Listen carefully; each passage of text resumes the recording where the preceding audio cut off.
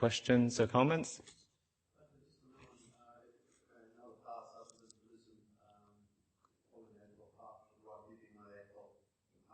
Uh-huh. Right.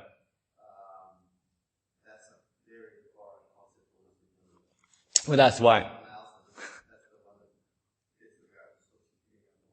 But that's true. That's very good that, you brought it up first. Well, that is true. Right view is very deep, and then that's where, associating with wise people bring about, especially Buddhists, the concept of kind of non-self. It's one of the Buddhist contribution to, training. Because, all religion preach a self somewhere. Ultimate God is a big self. And it's true. And then you hold a sense of self. But also, I think in the beginning, it's okay to have wrong view in the beginning, but if you meditate deep enough, and you go into the mind, you see that, I think. Based on what the Ajahn Brahm said, based on what the Thai meditation teacher said, you can see that for yourself. You can see non-self once your meditation is strong enough. So eventually, if you penetrate through that, then you can see for yourself. Even Ajahn Panyawado, who passed away a couple of years ago, English monk living in Thailand, he said the same thing, that even if you're a Christian and you had good enough meditation, and also a discerning mind, and to also question, what is God? Who is God and what is God? And you keep reflecting on that, and through deeper meditation, clarity, you see for yourself that, it's actually more projection of far, and nothing is. Everything comes and stays and passes away. And if you kind of extrapolate that, then it's impossible to have an eternal being that way. Yeah. Which one? That's right. That's why he realized, just through reflection, from daily life, that there's no ultimate beings. Yeah. Questions or comments, though? Okay, so he just goes on to say that about the right thing on paragraph 15. Suppose a man needing oil, seeking oil, wandering in search of oil, were to heap up sesame flour in a tub, sprinkle it all over with water and pressed it. Then, if he made an aspiration and acted thus, he would be able to procure oil. And he goes through the different combination. If he made no aspiration and acted thus, he would still be able to procure oil. If he both made an aspiration and made no aspiration, he would still be able to procure oil. If he neither made an aspiration nor made no aspiration and acted thus, see, the main thing is acting the right way, he would still be able to procure oil. Why is that? Because that way of acting is a proper method for procuring oil. So too, whatever recluses and Brahmins have right view, all the way up to right concentration, they are still able to procure fruit. Why is that? Because that right path is a proper method for procuring fruit. Okay? And goes through the other four simile of needing milk. Instead of pulling on the cow's horn, you pull her udder. I guess that's where milk comes from. Then, you get milk because you pull on the right thing. And then whether you made an aspiration or not, it doesn't matter because you're doing the right thing. Right? Same with kneading butter. Instead of pouring gravel into it, you pour curd into a churn, and then you churn that. And churning curd is the right process of making butter. And you get butter whether you aspire to it or not aspire to it. Okay.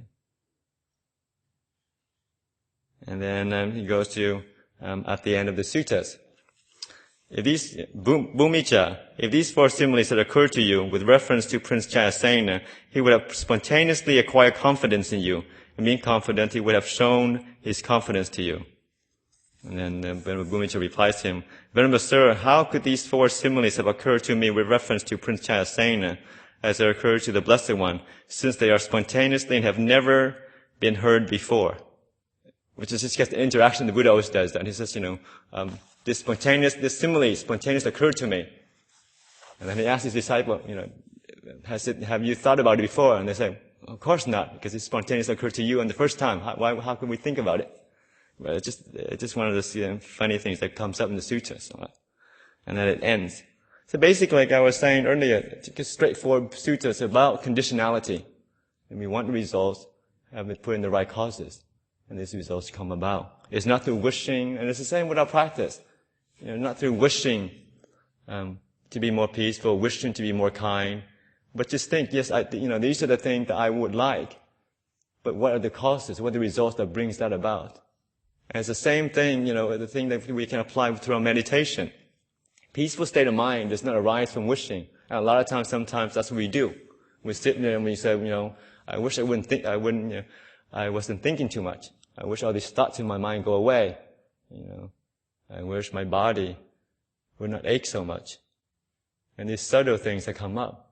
And that's kind of recognizing that actually, wishing to be peaceful, it doesn't lead to peace. It's the letting go, being at peace with things, leaving things alone. That is the causes for peace in the mind. I'd just like to complement that with from the Gutta Nikaya, which is the numerical discourses, also translated by Bhikkhu Bodhi, on the lawfulness of progress, page 238.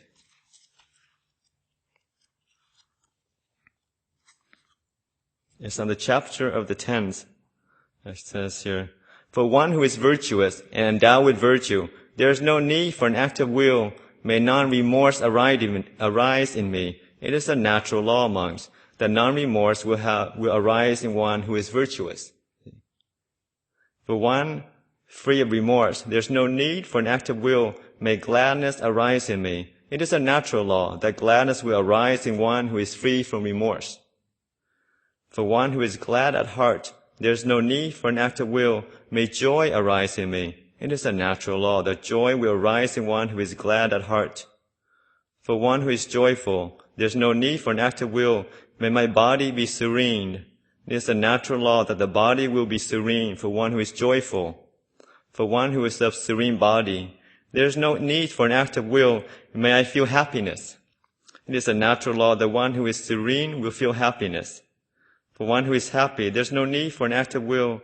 May my mind be concentrated. It is a natural law for one who is happy that the mind will be concentrated, right? So for concentration, for stillness, it's not by wishing, you don't get there. Concentration, stillness of mind becomes when you're happy. The minds become naturally still, right? It's not from focusing, it's not from wanting, it's not from putting more effort. It's from happiness. It's important to remember that. And for one who is concentrated, there's no need for an act of will. May I know and see things as they really are. It is a natural law for one with a concentrated mind to know and see things as they really are.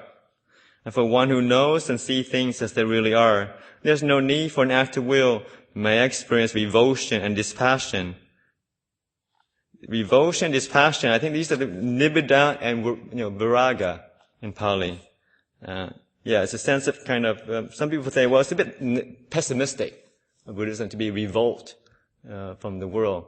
But I think, from a Buddhist perspective, from an enlightened perspective, that, if you see the world as,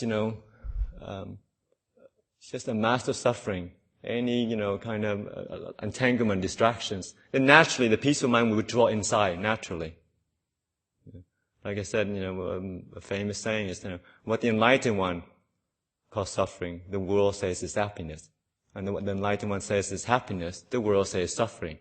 So there's always reflection to think about when we get happy about certain things. We say, would this be in accordance with what the enlightened beings say?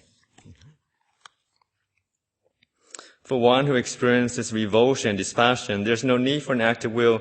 May I realize the knowledge and vision of liberation. It is a natural law for one who experiences revulsion and dispassion to realize the knowledge and vision of liberation. So this just tries home again. It's a natural law. We don't need to wish and want. Just put in the right causes, and they can, and the results happen by themselves. So to reflect on that.